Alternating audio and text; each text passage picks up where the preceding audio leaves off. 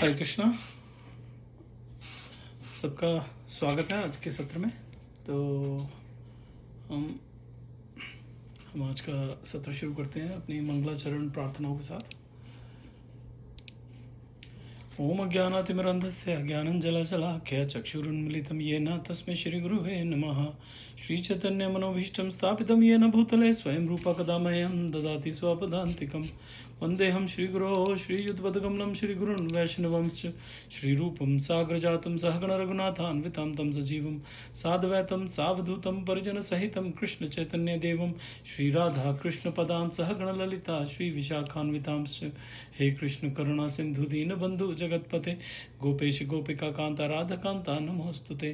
तप्त कांचन गौरांगी राधे वृंदावनेश्वरी वृषभानुसुत देवी प्रणमामि हरिप्रिये। वाञ्छाकल्पतरुभ्यश्च कृपा सिन्धुभ्य एव च पतितानां पावनेभ्यो वैष्णवेभ्यो नमो नमः। नमो विष्णुपदाय कृष्णपिष्ठाय भूतले श्रीमान् कतुदासधिकारी इति नामिने। नमो विष्णुपदाय कृष्णपिष्ठाय भूतले श्रीमद्भक्तिवेदांत स्वामी इति नामिने। नमस्ते सारस्वती देवे गौरवाणी प्रचारिणे निर्विशेषा शून्यवादी पाश्चात्य देश तारिणे।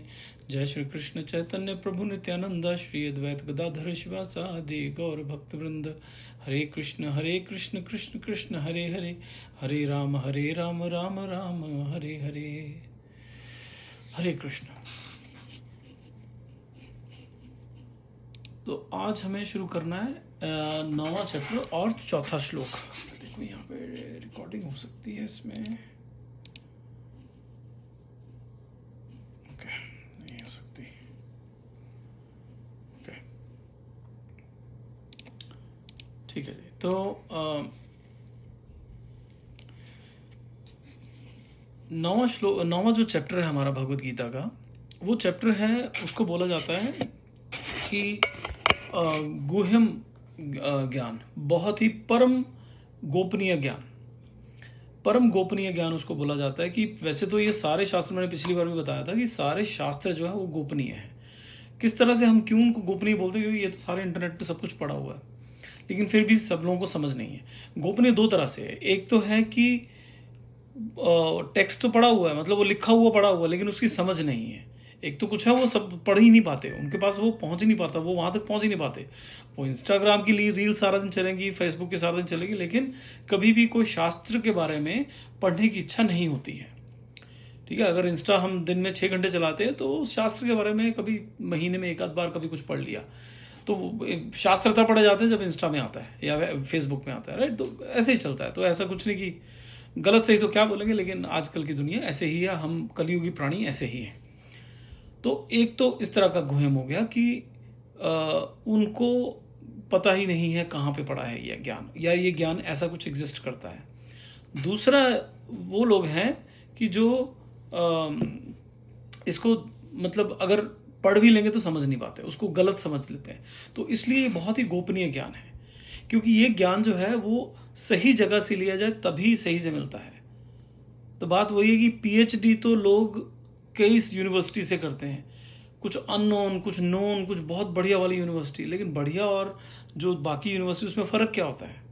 पढ़ाने वाले पे फ़र्क होता है कि वहाँ पे पढ़ाना, वहाँ पे उनको समझाना। उस यूनिवर्सिटी में जहाँ पे उसके बारे में ज़्यादा अच्छे से समझाया जाता है, वहीं पे उसका एक्चुअल ज्ञान मिलता है। बाकी जो है वहाँ पे वो डिग्रियाँ मिल जाती हैं, लेकिन ज्ञान थोड़ा ऐसे मिल जाता है। ठीक है, तो वैसा ही है कि भगवत गीता में, जैसे मैंने पहले बताया था कि बहुत वर्जन है भगवत गीता के, श्लोक तो वही हैं, लेकिन उसका जो अर्थ है, क्योंकि ये जो है ये है गीत। तो गाना जिसने सुना, जिसने वो कविता सुनी, उसने अपने हिसाब से उसका मतलब निकाल लिया। लेकिन मतलब तो वही जानता है ना जो उस कविता को लिखने वाले को जानता हो, जो उसको समझता हो, या जिसने वो जिंदगी जो है उस कविता के अनुसार काटी हो, उसको उसका उसको उस कविता का या उस गाने का जो असल में मतलब है वो समझ है कि हाँ प्रैक्टिकली इसका मतलब क्या है। तो इसलिए ये बहुत गोपनीय ज्ञान माना जाता है। ठीक है, गोपनीय ज्ञान कि लोग हैं उनके पास, पहले कुछ लोगों को तो पता ही नहीं है कि ग्रंथ कहाँ है। कुछ लोगों के पास ग्रंथ हैं, लेकिन वो पढ़ते हैं और पढ़ के भी उनको समझ में नहीं आता, क्योंकि समझाने वाला जो है वो सही नहीं है, जो यूनिवर्सिटी वो गलत है। तो हमें समझना किससे चाहिए? उससे समझना चाहिए जिसने पहले तो पूरी ज़िंदगी अपनी भगवद गीता के अनुसार काटी हो। यहाँ पे हम किसकी बात सुन रहे हैं? कृष्ण जी तो श्लोक बोल रहे हैं और उसका जो ट्रांसलेशन है वो पढ़ रहे हैं हम, ठीक है? वो कृष्ण जी ने बोला है, लेकिन उसका जो मतलब समझाया वो है प्रभुपाद जी ने। और प्रभुपाद जी जो उन्होंने अपनी सारी ज़िंदगी जो है सिर्फ भगवान के जो उपदेश थे उसके अनुसार काटी है। जो भगवान ने बोला वो वैसे ही प्रभुपाद जी ने अपना जीवन व्यतीत किया। तो भगवद गीता तो उसको समझ में आएगी ना जिसने उसका अच्छे से अध्ययन किया है, और अध्ययन करके समझा कि यार ये तो बहुत बढ़िया है, तो मैं अपनी ज़िंदगी जो है इसी के अनुसार काटूंगा। उससे समझने का मतलब है, बाकियों से नहीं। जो उनको लगता है कि हमने पीएचडी कर ली है केमिस्ट्री में तो अब हम बहुत पढ़ाकू हो गए हैं, बहुत इंटेलिजेंट हैं, हम तो बहुत इंटेलेक्ट हैं, हम पढ़ेंगे और हम अपना मतलब निकालेंगे उसमें से। नहीं, क्योंकि ये भगवद गीता और ये सब चीज़ें जो वो कोई आम किताबें नहीं हैं जिनको आप पढ़ के समझ जाओगे, ठीक है ना? फिर मैथ्स, फिजिक्स, केमिस्ट्री ये आप पढ़ के समझ सकते हो, लेकिन भगवद गीता आप पढ़ के समझना मुश्किल है। इसलिए तात्पर्य बहुत ज़रूरी है, कौन तात्पर्य लिख रहा है वो बहुत ज़रूरी है, ठीक है? चलिए, तो मैं बता रहा था कि ये गोपनीय ज्ञान है। जब भी सारे ग्रंथ जैसे भागवत गीता की बात करते हो, भागवत गीता में सारा ज्ञान बहुत गोपनीय, लेकिन जो 9th चैप्टर है ये बोलते हैं कि बहुत ही गोपनीय है, इसमें भगवान ने अपना सार डाला है, ये कह लो क्रीम है पूरे भगवत गीता के। चलिए, तो 9.3 में जहाँ पे हमने पिछली बार छोड़ा था उसमें देखते क्या बोला है। भगवान बोलते हैं कि हे परंतप, जो लोग भक्ति में श्रद्धा नहीं रखते वे मुझे प्राप्त नहीं कर पाते, अतः वे इस भौतिक जगत में जन्म मृत्यु के मार्ग पर वापस आते रहते हैं। कहते जो मुझ में श्रद्धा नहीं रखते और जगह पे श्रद्धा रखते हैं वो मेरे पास नहीं आ पाते। वो नहीं, क्योंकि मेरे पास मतलब मैंने पहले भी बताया कि भगवान की सारी शक्तियां ये, चाहे वो भूत पिशाच मान लो, चाहे वो देवी देवता मान लो, भगवान की शक्तियां हैं ये सब, ठीक है? सब भगवान की शक्तियां हैं, हम भी भगवान की शक्ति हैं। अब जब हम किसी शक्ति को मानते हैं, हमें भगवान की उसी शक्ति का प्रसाद मिलेगा। भूत पिशाच मानेंगे तो जो भूत पिशाच का जगत है वही मिलेगा हमें, ठीक है ना? जो अगर हम देवी देवताओं को मानेंगे तो हमें देवी देवताओं का स्थान मिलेगा, स्थान नहीं, उनका जो लोक है वो मिलेगा। और बहुत अच्छे कर्म कर लेंगे तो हम देवी देवता भी बन सकते हैं। जो ब्रह्मदेव हैं, ब्रह्मदेव हम में से ही कोई है जो ब्रह्मदेव बने हैं। ब्रह्मदेव जो है वो हम में से ही कोई होते हैं जो बनते हैं। जो शिव और विष्णु हैं ये तत्व अलग है, ये तत्व अलग है, ये कोई हम जैसे लोग नहीं होते हैं। लेकिन जो ब्रह्मदेव हैं वो हम जैसा ही कोई बनता है जो बहुत पुण्य कमा लिए। उसका भी क्राइटेरिया है कि बहुत सारे पुण्य कमा लिए तो ब्रह्मदेव बन सकते हैं, ठीक है?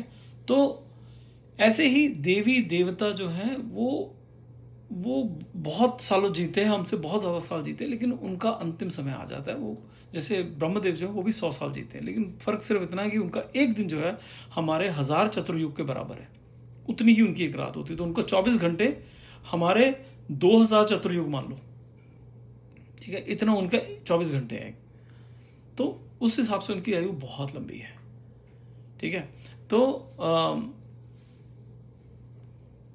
इसलिए भगवान कहते हैं कि अगर जो मुझ में श्रद्धा रखेगा, क्योंकि मैं नाशवान नहीं हूं, ठीक है? मैं सच्चित आनंद हूं, मैं कभी खत्म नहीं होता, मैं कभी बूढ़ा नहीं होता, मैं कभी मतलब विनाश। तो जहां पे भगवान रहते हैं वो लोक भी वैसा ही है, वहां पे कुछ भी खत्म नहीं होता, वहां पे कभी कोई दुख पीड़ा कुछ नहीं होती। वैकुंठ, वो वैकुंठ है, कोई कुंठा नहीं है वहां पे, ठीक है? वो जो धाम है वहां पे जाएंगे तो वहां से जाके कोई वापस नहीं आता।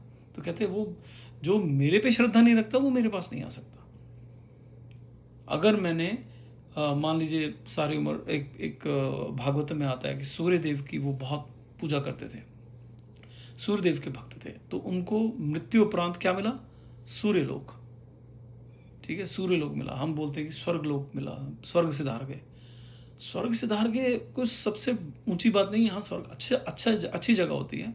ये ऐसा मान लीजिए कि हम किसी गंदे से मोहल्ले से उठ के एक बहुत बढ़िया मोहल्ले में आके रहने लगे। एक शहर में एक बहुत गंदे मोहल्ले में रहते थे, बहुत ही गंदे एरिया में रहते थे, फिर एकदम से बहुत अच्छे एरिया में रह रहे हैं, उतना ही फर्क है। यहाँ पे हमारी आयु 100 साल है, स्वर्ग लोक में आयु यहाँ के अनुमान के हिसाब से 10,000 20,000 साल होगी। लेकिन जब वो खत्म हो जाएगा, हमारे जो पुण्य है वो क्षीण हो जाएंगे, वो वापस हम यहीं पे आ जाएंगे फिर। तो जो स्वर्ग लोक जाता है वो वापस आता है, क्योंकि स्वर्ग लोक के जो अधिपति हैं, कौन है? इंद्रदेव। वो भी हमें वहां पे हमेशा नहीं रहते हैं। जब हम इंद्रदेव की बात करते हैं, कभी होता है ना, इंद्रदेव जो है, Indra is the name of a position, मतलब एक पोजीशन का नाम है।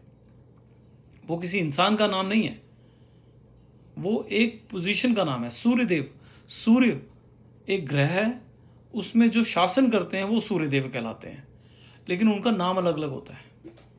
ऐसे इंद्रदेव, उनके नाम अलग अलग हमारे शास्त्रों में है ये नाम, ठीक है। तो उनके नाम अलग अलग होते हैं। तो इस वजह से तो जो इंद्रदेव हैं, और ये जो भी जो इंद्रदेव में जो बता रहा था कि हाँ, जो स्वर्गलोक है, जो स्वर्गलोक में ही, स्वर्ग में जो स्वर्ग के अधिपति हैं वही हमेशा नहीं रहते हैं। इनके ब्रह्मदेव के एक दिन में, मुझे याद नहीं आ रहा है,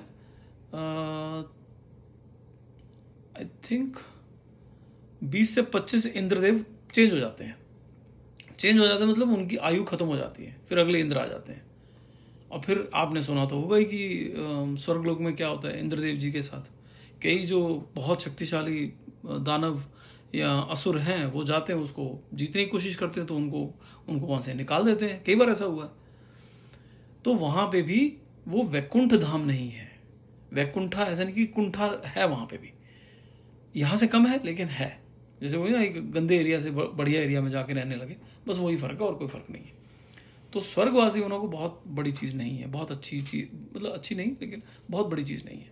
बड़ी चीज है वैकुंठ धाम से धारना, ठीक है, श्रीधाम से धारना, ये हरिधाम से धारना, वो है सबसे बड़ी बात। चलिए आगे बढ़ते हैं। 9.4 मया तत्मिदं सर्वं जगदव्यक्त मूर्तिना मत्स्थानि सर्वभूतानि न चाहं तेष्वस्थिताः। यह संपूर्ण जगत मेरे अव्यक्त रूप द्वारा व्याप्त है। समस्त जीव मुझ में है किंतु मैं उनमें नहीं हूं। भगवान कह रहे हैं कि सब मुझ में है लेकिन मैं उनमें नहीं हूं। जैसे ना एक बहुत बड़ी बहुत बड़ा बॉल है, उसके अंदर छोटे छोटे छोटे छोटे बॉल्स हैं, तो कह रहा है कि वो बॉल्स मेरे अंदर हैं, मैं उनके अंदर नहीं हूं। लेकिन भगवान हैं भी। किस तरह से? ये सारी सृष्टि उनके शरीर में है, उन्हीं से प्रकट हुई है। लेकिन वो हमारी, हम सब में, हर जीव के साथ परमात्मा के रूप में हर जीव के साथ विद्यमान है। हर शरीर में आत्मा है और उसके साथ परमात्मा है, वो वहां विद्यमान है। तो हमारे वो यहां तो कहते कि नहीं, मैं सब जगह हूं, लेकिन मैं सब जगह नहीं भी हूं। अब यहां देखते हैं प्रभुपाद जी क्या बोलते हैं। प्रभुपाद जी कहते हैं कि भगवान श्री कृष्ण का नाम, यश, लीलाएं आदि भौतिक इंद्रियों द्वारा नहीं समझी जा सकती। केवल शुद्ध भक्ति सेवा में उचित मार्गदर्शन के साथ लगे हुए व्यक्ति को ही वे प्रकट होते हैं। अच्छा, ये बड़ी इंपॉर्टेंट चीज है। हम लोग क्या होता है कि हम लोग ना नया नया भगवत गीता पढ़ना शुरू करते हैं, कहते हैं नहीं हमें समझ में नहीं आ रही, मुझे तो नहीं जचा, मेरे को तो बात नहीं बनी, मैं नहीं पढ़ रहा इसको। अब वहीं पर प्रॉब्लम है। क्या ऐसा, जब शुरू में हम लोग स्कूल पढ़ने जाते थे तो शुरू में समझ में नहीं आता था, तो क्या ऑप्शन था ये कि नहीं मेरे को समझ में नहीं आ रहा, मैं नहीं पढ़ रहा। तो यहाँ पे एक तरह से वही कह रहे हैं कि ये जो है ना, वो जब भक्ति हम करते हैं तब हमें समझ में आना शुरू होता है। भक्ति करते हैं और किसी भक्त के मुंह से सुनते हैं, क्योंकि वो भक्ति से ओतप्रोत होता है, तब हमें वो बात समझ में आती है। फिर से मैं पढ़ता हूँ कि कहते हैं कि भगवान की नाम, यश, लीलाएं आदि भौतिक इंद्रियों द्वारा नहीं समझी जा सकती। हम ऐसे समझ नहीं सकते। ये जब हम बार बार उनके बारे में पढ़ते हैं, उनके बारे में जानते हैं, फिर हमें धीरे धीरे अपने आप समझ में आने लगती है, नहीं तो वो समझ में नहीं आएंगी। जैसे केमिस्ट्री जो है, हमें पता है कि ये पानी है, हमें तो पता है पानी। हाँ, पानी में जी एक H2 होता है जी, ये हाइड्रोजन मॉलिक्यूल होता है, ऑक्सीजन मॉलिक्यूल होता है। जब हम वो केमिस्ट्री को पढ़ते हैं तब हमें धीरे धीरे वो समझ में आने लगता है कि ये केमिस्ट्री किस तरह से काम करती है, केमिकल्स रिएक्ट क्यों करते हैं आपस में, कैसे होता है। अदरवाइज हमें पता है हाँ ऐसे होता है, वो तेजाब डालो तो सड़ जाता है, जल जाता है, ठीक है, लेकिन कुछ तेजाब होता है, उससे एकदम नहीं जलता है, वो बहुत तेज नहीं होता, वो ऐसे ऐसे से हमें पता होता है। लेकिन जब पढ़ने लगते हैं तब हमें अच्छे, तो ऐसे ही जब भगवत गीता और ये सब हम भगवान के बारे में पढ़ने लगते हैं, तब हम उन्हें समझ पाएंगे। हम अपने ज्ञान के चक्षुओं से, जिसको बोलते हैं ज्ञान की, अपने ज्ञान के साथ हम उनको समझ सकते हैं, हम अपने भक्ति के साथ उनको समझ सकते हैं। लेकिन सिर्फ ज्ञान से भी नहीं समझ पाएंगे, ज्ञान प्लस भक्ति, उससे उनको समझ सकते हैं। लेकिन अगर हम सोचें हम इंद्रियों से उनको समझ जाएं कि वो कई जी बाबा जी हैं, वो ऐसे जी उनको जब भगवान की कथा चलती है जी, कुछ लोग होते हैं ऐसे जी गिर जाते हैं जी, वो कहते हैं ऐसे फालतू बाबा बना हुआ है, क्योंकि हमें समझ ही नहीं उन सब चीज़ों की। हो सकता है वो झूठ बोल रहा हो, लेकिन बहुत लोग सच्चे होते हैं, सच में ऐसा होता है, लेकिन हमें समझ में नहीं होती। और हम सोचते हैं कि हम अपनी जो इंद्रियां हैं, हमें ज्ञान है नहीं, उसमें हम समझ जाएंगे, ऐसे समझ में नहीं आएगा। ठीक है, फिर कह रहे हैं कि केवल शुद्ध भक्ति सेवा में उचित मार्गदर्शन के साथ लगे हुए व्यक्ति को ही वे प्रकट होते हैं। कि जो श्रद्धा है, भक्ति है। श्रद्धा का मतलब ये नहीं होता कि अंधविश्वास, कि जो लिखा है सब मान लो, उसको समझने की कोशिश करो, उसको समझने की कोशिश करो, उसको समझो, ठीक है। और जब तक समझ में नहीं आता, ठीक है, उसको मानो, लेकिन उसका अपमान मत करो। ये सोचो कि हाँ, आपको समझ में नहीं आ रहा है, लेकिन उसमें लिखा सही है, क्योंकि उसमें हमारे जो ग्रंथ है उसमें बहुत डिटेल में बातें नहीं लिखी, क्योंकि डिटेल में जो है ना ग्रंथ, तो वो पड़े हुए हैं देवलोक में। क्योंकि हमारी इतनी आयु नहीं है कि अपनी एक आयु में हम सारे के सारे ग्रंथ जो खत्म कर सकें। तो यहाँ पे जो ग्रंथ है वो शॉर्ट फॉर्म में है, जो डिटेल्ड ग्रंथ है वो सारे देवलोक में पड़े हुए हैं, यहाँ नहीं है हमारे पास। चलिए, फिर प्रभुपाद कहते हैं कि उदाहरण स्वरूप, इसी पे उदाहरण देते हैं कि एक राजा सरकार का प्रमुख होता है, जो राजा की शक्ति का प्रकट रूप होता। विभिन्न सरकारी विभाग राजा की शक्तियों के अतिरिक्त तो कुछ नहीं है, और प्रत्येक विभाग राजा की शक्ति पर निर्भर है।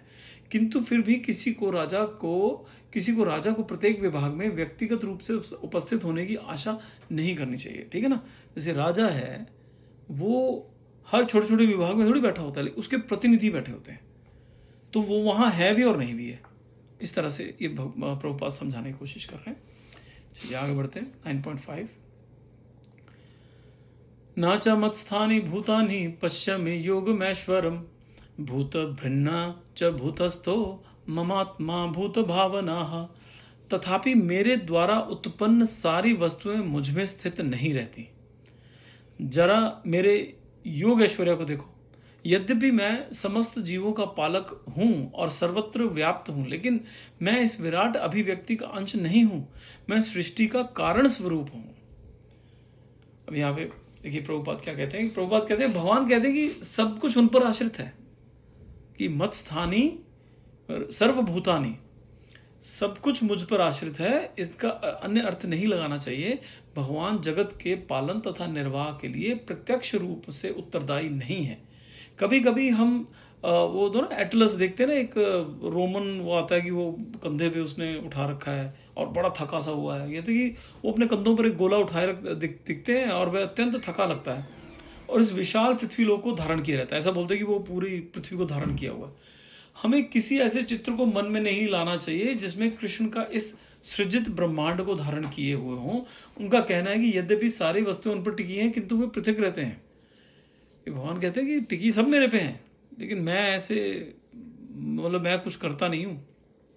भगवान की शक्तियां हैं, वो ये सब करती हैं, भगवान स्वयं नहीं करते।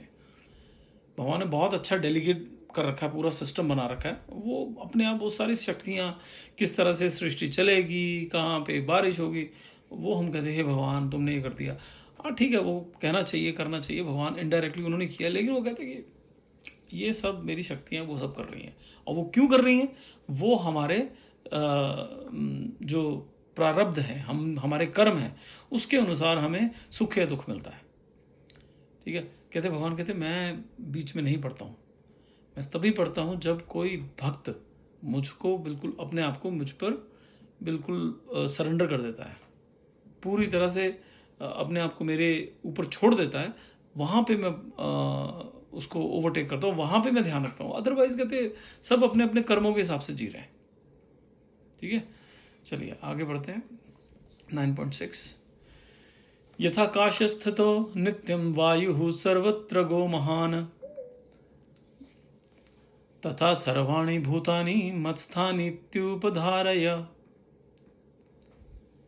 जिस प्रकार सर्वत्र प्रवहमान प्रबल वायु सदैव आकाश में स्थित रहती है, उसी प्रकार समस्त उत्पन्न प्राणियों को मुझ में स्थित जानो। कि भगवान कहते हैं कि मैं एक तरह से कह रहे हैं मैं सर्वत्र हूं। जैसे अभी यहाँ पे देखिए हवा हर जगह है, ठीक है, सब हवा के एक तरह से हवा से घिरे हुए हैं सब लोग।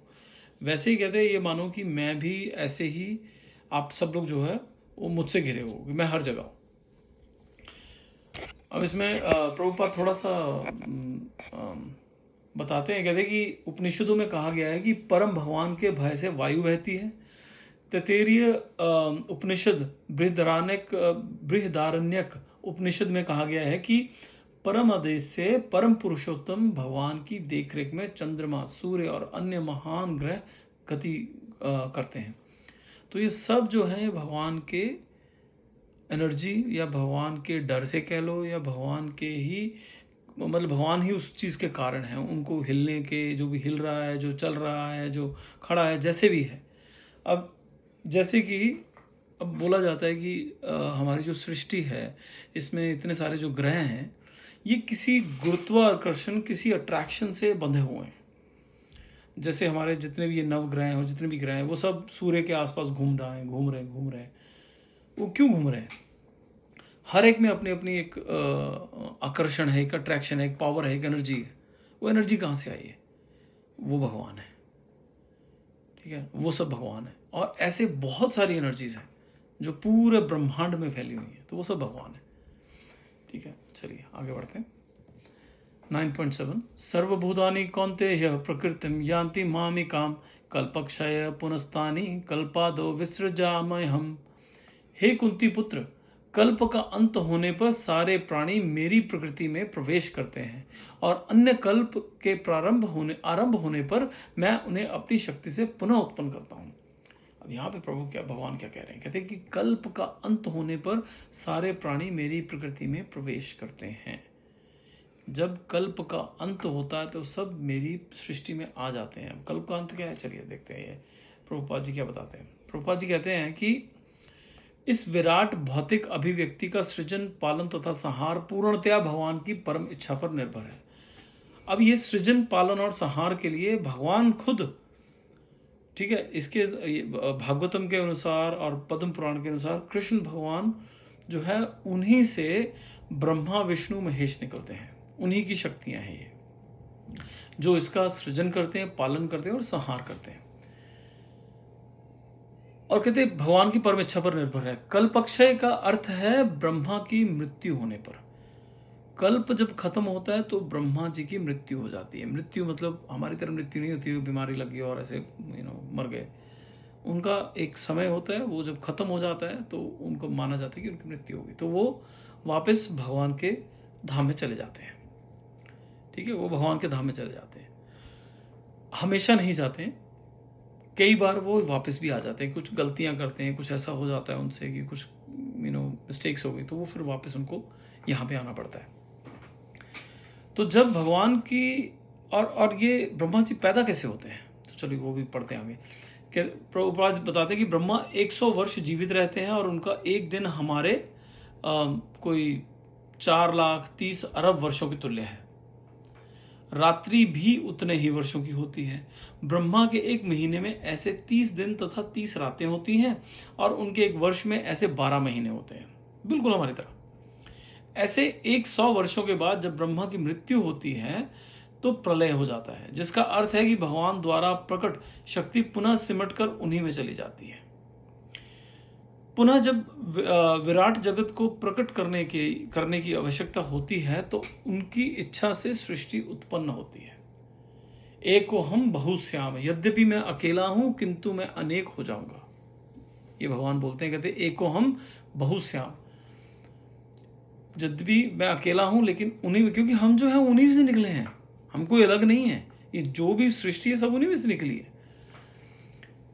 ये वैदिक सुक्ति छांदोग्य उपनिषद में है। वे इस भौतिक शक्ति में अपना विस्तार करते हैं और सारी विराट अभिव्यक्ति पुनः घटित हो जाती है। यहाँ पे क्या बता रहे हैं, जो मैंने बहुत बार बार ये बताता रहा हूँ और मैं बार बार ये बताना चाहूँगा कि भगवान जब श्वास लेते हैं, ठीक है, तो उनके पूरे शरीर से एक तरह से बुलबुले निकलते हैं, और जब श्वास खींचते हैं वो बुलबुले वापस चले जाते हैं। और जो बुलबुला है वो है ये सृष्टि। वो जितने भी बुलबुले हैं वो अलग अलग ब्रह्मांड है, और हर ब्रह्मांड में एक ब्रह्मदेव है। और उन ब्रह्मदेव की आयु कितनी है? जब तक वो बुलबुला निकलता है, ब्रह्मदेव पैदा होते हैं, 100 साल उनके होते हैं, और जो बुलबुला वापस चला जाता है भगवान के शरीर में, उनके 100 साल खत्म हो जाते हैं। तो महाविष्णु जी का एक श्वास ब्रह्मदेव का 100 वर्ष, ब्रह्मदेव का एक दिन हमारे 1000 चतुर्युग। आप सोच लीजिए कि हम भगवान के लिए पलक झपकने में जितना उनको समय लगता है ना, उससे भी उतने में हम पता नहीं कितनी करोड़ों बार जन्म ले जाते हैं। वो एक बार ऐसे आंख पलक झपकते हैं, और तो हम इतने छोटे प्राणी हैं, और हम उसमें कितना बड़ा घमंड लेके घूमते हैं। हमारी औकात देख लीजिए, इतनी है, ठीक है। और कितने ब्रह्मदेव हो चुके हैं, कोई गिनती नहीं है उसकी। कितनी बार ब्रह्मदेव आ चुके हैं, कितने महाविष्णु ने श्वास छोड़ी हैं और लिए हैं, वो भी को पता नहीं है, उसका भी अनगिनत, कुछ नहीं हिसाब उसका। तो कहते हैं कि इतने में कि भगवान जो, अच्छा इसमें लिखा गया था, भगवान क्या बोल रहे हैं कि कल्प का अंत होने पर सारे प्राणी मेरी प्रकृति में प्रवेश करते हैं। कि जैसे ही श्वास खींचते हैं, और श्वास खींचने और दोबारा छोड़ने में भी टाइम लगता है, ठीक है ना, टाइम लगता है। उस टाइम तक जो कि हमारे लिए वो अरबों वर्ष हैं, उस समय तक जो हम लोग हैं, अगर हमें मोक्ष नहीं मिला, मोक्ष मतलब हमें अगर वैकुंठ धाम, वृंदावन धाम नहीं मिला, तो हम भगवान के शरीर में, महाविष्णु के जो शरीर है उसी में हम लोग पड़े रहते हैं। और जब वो शरीर श्वास छोड़ते हैं तो हम लोग वापस जागृत हो जाते हैं, ठीक है। चलिए अब 9.8 प्रकृतिं स्वामवष्टभ्य विसृजामि पुनः पुनः भूतग्रामम्यमं कृत्सनमवशं प्रकृतेर्वशात्। संपूर्ण विराट जगत मेरे अधीन है, ये मेरी इच्छा से बारंबार स्वतः प्रकट होता रहता है और मेरी ही इच्छा से अंत में विनष्ट होता है, ठीक है। हमने अभी उसके बारे में बात किया। अब इसमें जो प्रभुपाद जी ने थोड़ा सा इसको डिटेल में और डाला है। कह रहे कि प्रभुपाद जी कहते हैं कि ये भौतिक जगत भगवान की अपार शक्ति की अभिव्यक्ति है। इसकी व्याख्या कई बार की जा चुकी है। सृष्टि के समय ये शक्ति महत तत्व के रूप में प्रकट होती है, जिसमें भगवान अपने प्रथम पुरुष अवतार महाविष्णु के रूप में प्रवेश कर जाते हैं। वे कारण आर्णव में शयन करते रहते हैं और अपने श्वास से असंख्य ब्रह्मांड निकालते हैं, और इस ब्रह्मांडों में से हर एक में वे गर्भोदक्षाय विष्णु के रूप में प्रवेश करते हैं, ठीक है। ये मैंने कई बार बताया है कि जब पहले तो पूरी जो सृष्टि है, पूरी सृष्टि में सिर्फ 30% जो है वो भौतिक सृष्टि है, 70% जो है वो आध्यात्मिक सृष्टि है। तो जितने लोग इस भौतिक सृष्टि में बैठे हुए हैं, उससे कई गुना लोग जो है वो आध्यात्मिक जगत में बैठे हुए हैं। अच्छा, इसमें जब वो भौतिक सृष्टि बनती है तो उसमें जल है, जिसको कारण जल बोला जाता है, ठीक है, कारण समुद्र बोला जाता है। उस समुद्र में महाविष्णु बैठे हुए हैं, जो जब उसके ऊपर बैठे हुए हैं, जो श्वास जब लेते हैं तो उनके ब्रह्मांड पैदा होते हैं, जब श्वास खींचते तो ब्रह्मांड वापस चले जाते हैं। अब हर ब्रह्मांड में जो वो बुलबुले जिनको हम बोलते हैं, कि वो जो हर ब्रह्मांड है, वो हर ब्रह्मांड में वो खुद ही जाते हैं और गर्भोदक्षाय विष्णु बनकर बैठ जाते हैं, गर्भोदक्षाय विष्णु बन के बैठ जाते हैं। और हर बुलबुला जो है, हर जो ब्रह्मांड है, उसमें भी पानी है। उस पानी के ऊपर शेषनाग की शैया पे गर्भोदक्षाय विष्णु बैठते हैं। उनके नाभि से फिर कमल निकलता है, उस कमल में ब्रह्मदेव प्रकट होते हैं। तो इस तरह से ये समीकरण है।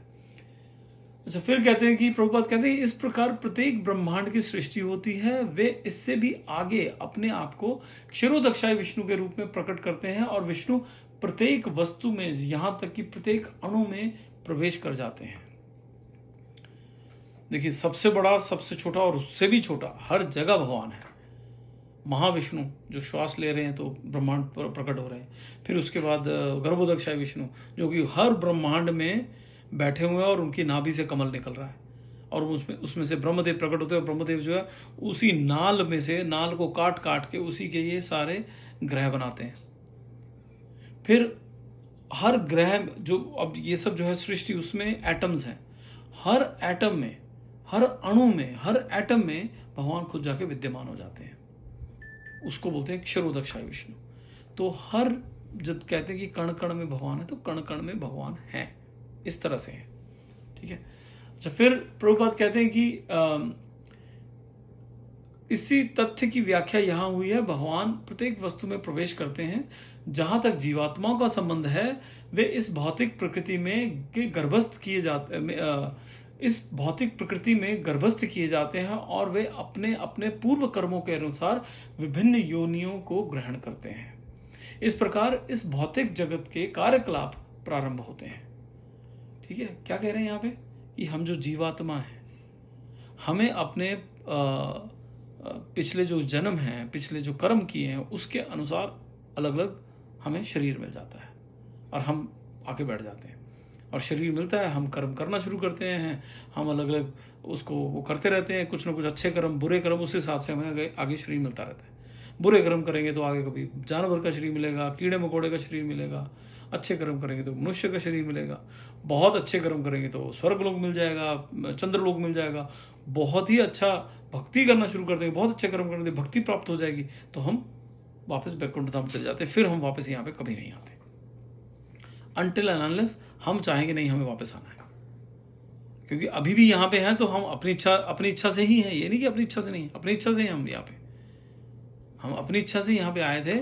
हम चाहते थे कि नहीं, हम ऐसी जगह पे जाएं जहाँ पे हम भी भगवान बन जाए। भगवान बोले यार वो तो हो नहीं सकता, लेकिन आपको ये जगह देता हूँ, यहाँ पे this is the closest you can be me, कि सबसे करीब आप चीज़ों को कंट्रोल कर सकते हो, थोड़ा बहुत वो सब वहाँ पे, यहाँ पे अवेलेबल है। तो इस तरह से भगवान बोलते हैं कि हर कोई अपने अपने कर्मों के अनुसार उनको शरीर मिलता है। चलो लास्ट लाइन है, फिर कहते हैं कि विभिन्न योनियों को उत्पन्न करने के बाद भगवान का उनसे कोई नाता नहीं रह जाता। यह सृष्टि विभिन्न जीवों की रुचियों को पूरा करने के उद्देश्य से की जाती है, अतः भगवान इसमें किसी तरह से बद्ध नहीं है। मतलब हमारी जो रुचि है ना, उसी को पूर्ण करने के लिए ये सारे प्रकट किए जाते हैं। ठीक है। उसी वजह से इतने शरीर आ रखे हैं यहाँ पे, जो इतने शरीर यहाँ पे हैं, इतनी योनियां हैं, वो हम लोगों की विभिन्न विभिन्न इतनी सारी इच्छाएं हैं, उसी को पूरा करने के लिए वो शरीर हमें यहाँ पे भगवान को बनाने पड़े। चलिए अब यहाँ पे ख़त्म करते हैं, अगली बार हम 9.9 से शुरू करेंगे। किसी का कोई प्रश्न हो या कुछ भी डाउट हो तो आप मुझसे पूछ सकते हैं, मुझे कॉल कर सकते हैं या मैसेज कर सकते हैं। थैंक यू, अगले हफ्ते मिलेंगे। हरे कृष्णा, श्रील प्रभुपाद की जय, गुरु महाराज की जय, हरि हरि बोल।